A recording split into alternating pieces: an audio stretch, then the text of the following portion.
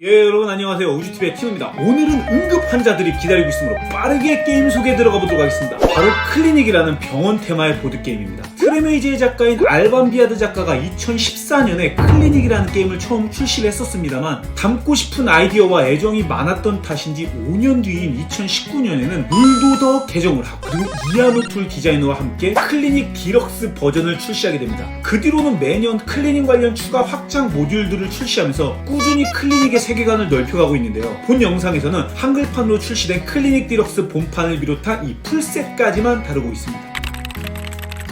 처음 게임에 대해서 이야기를 하려면 이 클리닉의 테마를 언급하지 않을 수가 없습니다. 병원 테마의 보드게임 자체가 많진 않지만 기존의 병원 테마 게임들과 가장 큰 차이점이라고 한다면 우선 볼륨감이 다르다는 것입니다. 긴급하게 환자를 치료해야 한다는 자연스럽게 발생하는 긴박한 상황 속에서 단순히 환자만 치료하는 것이 아닌 다양한 것들을 챙기고 관리를 해야 되는데요. 작가의 부인이 실제로 간호사여서인지 세부적인 요소까지 담겨져 있는 게 인상적인 게임입니다. 게임에서는 각 플레이어들이 서로 다른 의료원을 관리하면서 누가 더 높은 인기도를 얻는지를 겨루게 됩니다. 그 인기도를 얻기 위한 주된 방법은 매 라운드 후반부에 이번 라운드에 얻은 이 수익 3원당 1점의 인기도를 교환을 하는 방법이고요. 당연히 여기서 얻은 수익금이란 환자를 치료하면서 얻게 되는 비용을 말하며 위급 환자와 같이 환자의 색상에 따라서 치료 시 얻는 수익금이 달라지게 됩니다. 물론 이후로도 게임 종료 시 어떤 수준의 의사를 보유하고 있는지 혹은 건물들의 층수와 상태 여부에 따라서 추가 점수를 얻기도 합니다. 때문에 기본 목적은 환자를 많이 치료해서 돈을 벌어 인기도를 높이는 것이라고 할 수 있겠지만 이 클리닉의 재미난 포인트는 단순하게 환자만을 치료하는 게 아닌 병원을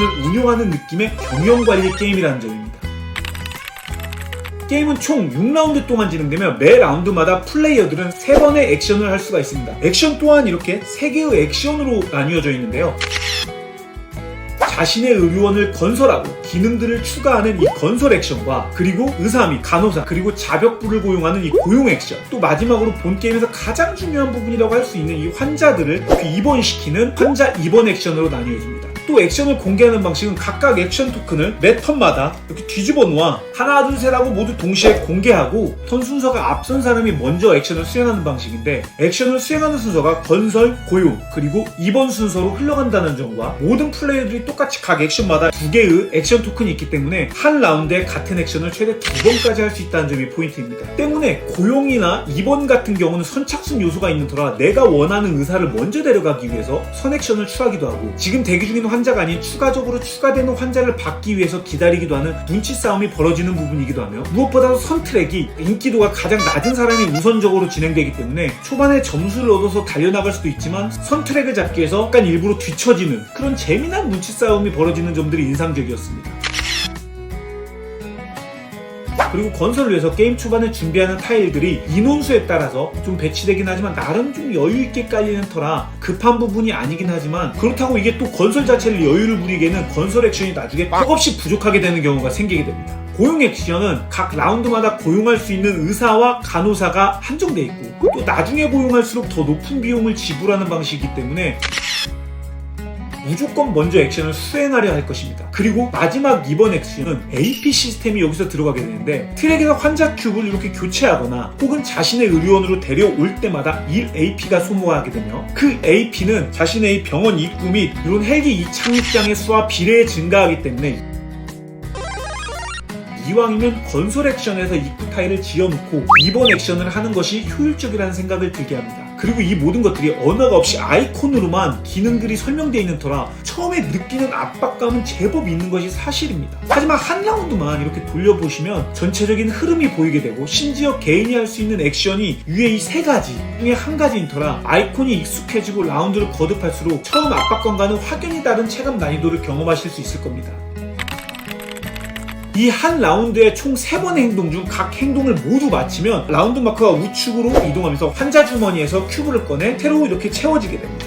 때문에 환자가 마음에 들지 않는 경우는 다음 행동에 원하는 환자들이 나오길 바라며 미루기도 하게 되고 또 타이밍을 놓치게 되면 라운드 끝났을 때 이 줄에 있는 환자들이 모두 돌아가게 됩니다. 물론 환자들을 미리 병원에 이렇게 입원시켜 놓을 수도 있지만 게임 종료 시 치료하지 못한 환자는 큐브 색상에 따라서 마이너스 점수를 얻게 되므로 무작정 입원을 시킬 게 아니라 치밀한 계획을 세워야 되는 셈이죠. 더불어 환자를 치료하려면 그 수준에 맞는 의사를 고용해야 되는데 이 의사뿐만 아니라 환자의 질병에 걸맞는 진료과 의과, 치료실 그리고 비품실까지 세트로 준비되어야 합니다. 이때 각 진료과 의국은 한 층에 한 개밖에 설치가 되지 않기 때문에 다양한 이런 환자들을 받으려면 더 높게 증축을 해나가야 되면서 높은 층수를 쌓을수록 추가적으로 들어가는 비용도 비용이지만 다른 건축 모듈들을 설치할 때의 제약 조건들이 제법 골치 아픈 요소로 작동되게 됩니다. 이렇게 한 진료실에 의사와 함께 환자가 있다면 이게 의사의 수준 색상과 환자의 색상이 맞아야만 치료를 할 수 있습니다. 그러나 치료하고자 하는 환자의 의사의 색상이 맞지 않다면 그 색상 차이에 맞게끔 이 수준을 보완해줄 간호사 또한 필요하게 됩니다.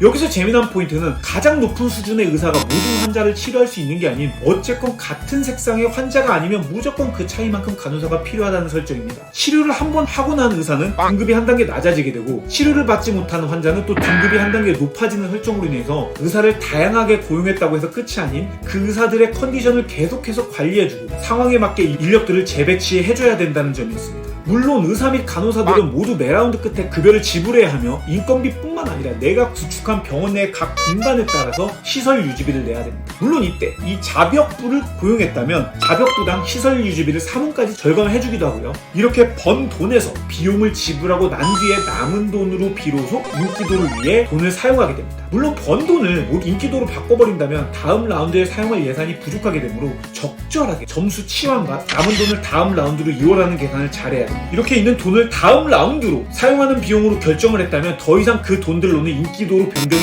불가능하기 때문에 돈을 번 그 순간에 현명하게 잘 판단을 해야 됩니다. 그리고 이렇게 얻은 인기도에 따라서 순서 트랙의 위치는 다시 낮은 사람부터 높은 사람 순으로 변경이 되게 됩니다.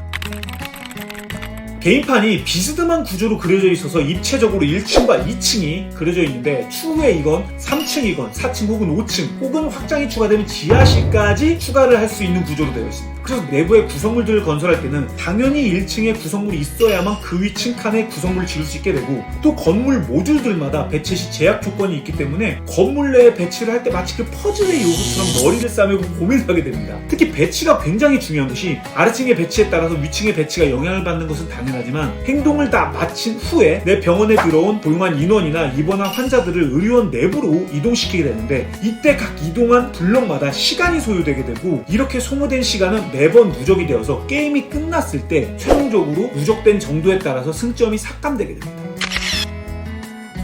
때문에 최적의 효율적인 동선을 짜려고 고민을 하게 되는 셈이죠. 지금까지 이 굵직굵직한 룰의 설명을 들으셨다면 어느 정도 게임의 흐름이 보이실 수 있겠습니다만 이 게임의 매력이자 혹 누군가에게는 단점으로 적용될 수 있는 부분은 기존의 이런 룰보다 한 발 더 나간 디테일입니다. 그로 인해 정말 놀라웠던 점은 그런 디테일, 소위 그 우리가 부르는 잔룰이라 부르는 부분들을 담아낸 이안 오툴 디자인의 명쾌한 인포메이션 그래픽이었는데요. 게임을 하면서 여기저기 그려져 있는 것들을 보고 처음에는 이해가 되진 않았지만 룰북의 설명과 한 라운드를 진행해보면서 라운드들을 유심히 보니 핵심 내용들을 정말 간략하게 잘 표현했다는 생각이 들었습니다. 또 가뜩이나 게임에 등장하는 요소들이 많기도 하고 심지어 입체적인 구성으로 되어 있는지라 이안 오툴이 아닌 다른 디자이너들이 담당했다면 이거 어떻게 됐을까 하는 우려감이 들기도 했습니다. 그만큼 게임을 하면서 숙지해야 될 것들이 제법 많은 게임이기도 하며 잔룰이긴 하지만 모든 것들이 억지스럽지 않고 게임의 테마와 스토리에 잘 녹아들어가 있었습니다. 예를 들어서 그 디테일 중 한 가지를 예로 든다면 바로 이 자동차들의 주차 관련 부분인데요. 의사와 간호사 그리고 환자들은 모두 이 의료원에 올 때 차를 타고 온다는 설정이 있습니다.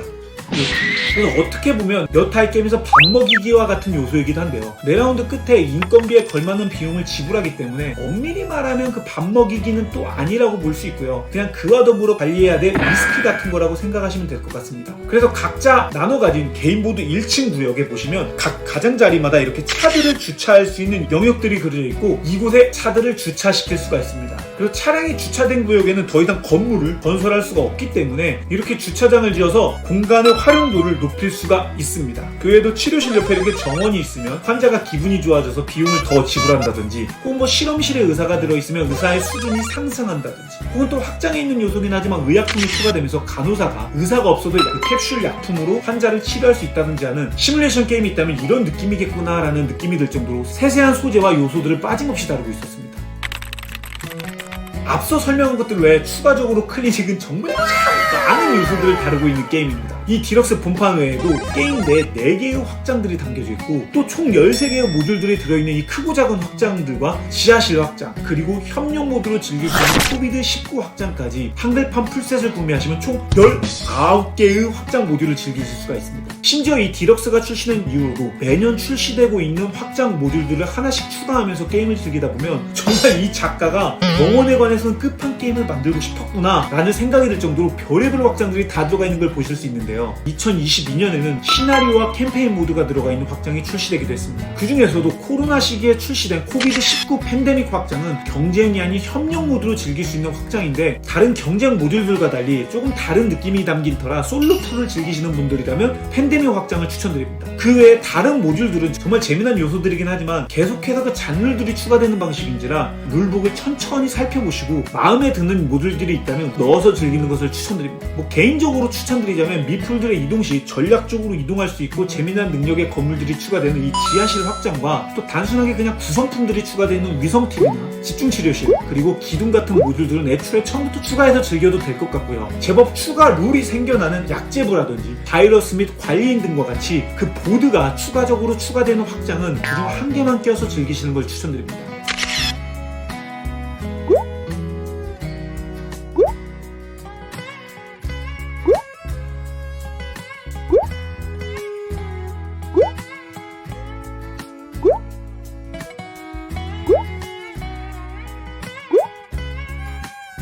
즉 이렇듯 다양한 모듈과 확장 때문에 클릭이라는 게임만 놓고 보면 컨텐츠를 다 즐겨서 즐겼다 라는 말은 정말 나오지 않을 것 같고요. 매번 즐길 때마다 다양한 확장들을 믹스앤매치해서 즐기는 것만으로도 매번 새로운 리플레이성을 즐길 수 있다는 점은 분명히 클리닉 디럭스만의 매력이라고 생각합니다.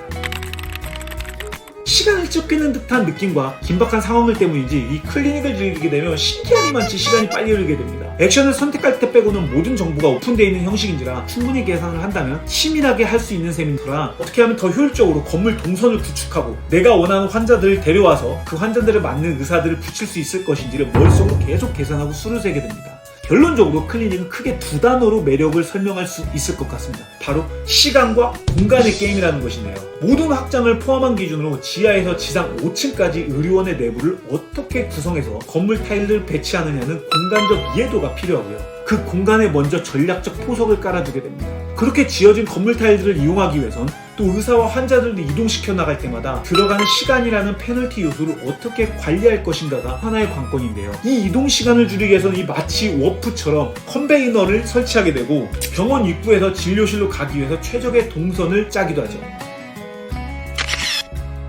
그리고 액션들을 선택했을 때의 흐름이 건설, 고용, 입원 순으로 흘러간다는 점과 현재 점수가 낮은 사람이 선턴이기 때문에 같은 액션을 골랐을 때 꼴등이 더 유리하다는 그 실제적인 시간의 흐름도 염두에 둬야 됩니다. 즉 환자를 데려와서 적합한 의사를 함께 배치함으로써 치료한다는 이 핵심 뼈대 위에 시간과 공간에 관련된 메커니즘의 살들을 덧붙임으로써 게임의 유니크한 느낌까지도 지니게 된 셈이죠. 때문에 병원 테마는 물론이고 디테일하게 관리하는 시뮬레이션 게임을 좋아하시는 분들과 또 폭넓은 세계관이 담겨있을수록 호감을 느끼시는 분들이라면 정말 적극 추천하고 싶은 게임입니다. 인원수 또한 1인에서 4인까지 가능하지만 몇 인이서 즐겨도 그 재미가 큰 차이가 없다는 점도 강점이라고 생각이 들고요. 인원이 늘어날수록 이 진료 과목이 더 추가되는 방식인지라 4인 풀로 즐기게 되면 이 모든 과목이 추가되기 때문에 내가 어떤 진료 과목을 선택하느냐에 따라서 경쟁 상대가 나뉘는 터라 살짝 약간 세미팀전 같은 느낌도 들었습니다. 이상 위급한 환자들 재빠르게 입원시켜서 1초의 시간도 허투루 쓰지 않고 무사히 치료에 수익을 내고 그 수익으로 병원의 경영과 함께 인기도를 높여야 되는 게임 클리닉이었습니다. 본 게임은 과거 서먼 게임즈에서 출시가 되었었고요. 현재는 보드라이프에서 펀딩을 진행하고 있는 기스 오브 마인의 애드온 구성으로 한글판 풀세트를 구매하실 수 있으니 자세한 내용은 서먼 게임즈 페이지를 확인해 보시길 바라겠습니다. 그럼 저는 또 다음에 재미난 게임들 들고 돌아오도록 하겠습니다. 그때까지 여러분 모두 재미난 보드라이프 되세요. 안녕!